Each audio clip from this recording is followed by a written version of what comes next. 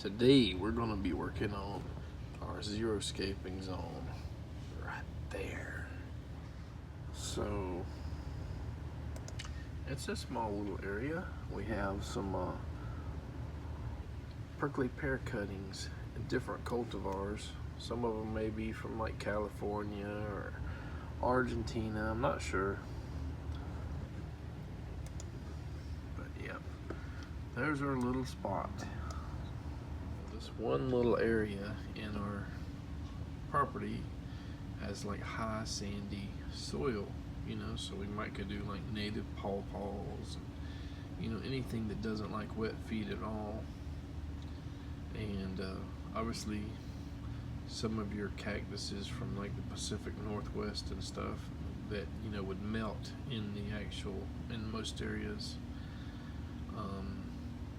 could be experimented with right there. So sorry for the shaky camera. The kids took my tripod top that holds the camera in place when I'm doing these kind of videos, and I have no idea where it's at. Wow, looks like our ostrich fern or fiddlehead fern is finally sprouting, one of the two. I kind of didn't have any hope for it.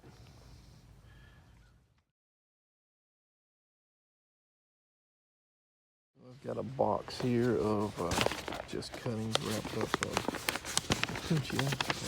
opuntia, prickly pear cactuses, and it comes with little instructions on how to lay the cuttings down, either in your containers, or it says they plant them in, you know, like 8x6 band pots, using a well-drained mix, obviously. Place the outwardly bowed side of the pad down with the inward curved side up, and then slightly push them into the soil, but do not cover them. So these are cuttings of a pad, not like a full pad. Saffron Select. Okay, hopefully they're okay, but this just tells me they're probably taking one pad and making like 4+ cuttings out of each one, 3, something like that. The outwardly bow is on the outside, and the inward bow is, you know, facing upward. Not covering it, just kind of pushing it around there, and we'll see what happens. Number 2 is even smaller cutting, tricolor. We got the little stick with the name tag on it, and it's pushed down there pretty good. And these sticks are half rotten, so they're not going to last forever. We'll probably put a little border of like some like we did with that one there, like some logs, so we don't like accidentally run over it with a lawnmower or anything. But hopefully, if these guys do okay, if they root, or we'll mark them on a map versus relying on these name tags. Desert apple is the next one. So again, the outer edge kind of pushed into the soil a little bit. It's still not buried. So there's our desert. Well, it looks like Desert Dream has already started rotting. I can put it in the ground and see what happens. Probably contact the company. They probably won't do anything about it, but we'll see.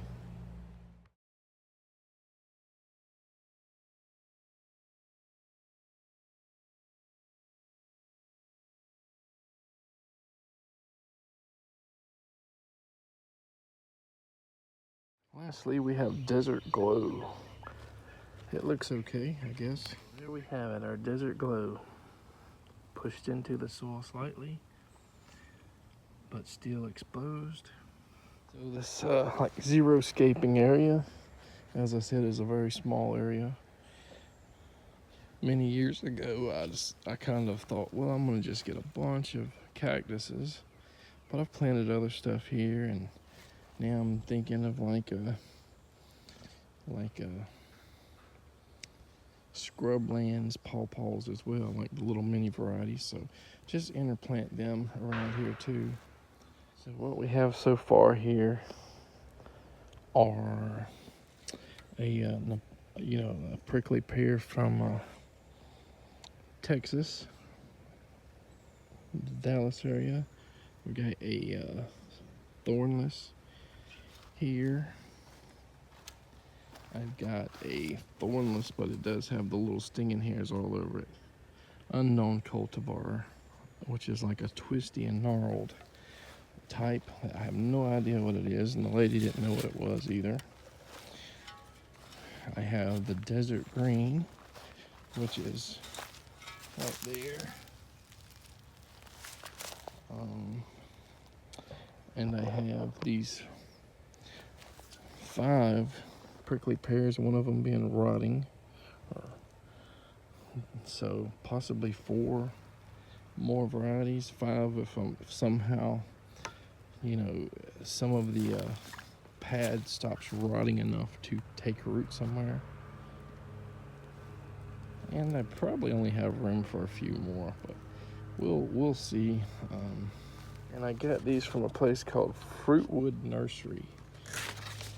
Now, this place used to be called Rolling River Nursery, and I used to buy stuff all the time from them when they were called that, but they sold out to a place called Planting Justice, which I guess is like, they get people maybe that are not in the best, you know, socioeconomic background, you know, possibly people from jail and stuff, and get volunteers and employees there and do, you know, try to, I guess, do something that is positive for the community and for these people.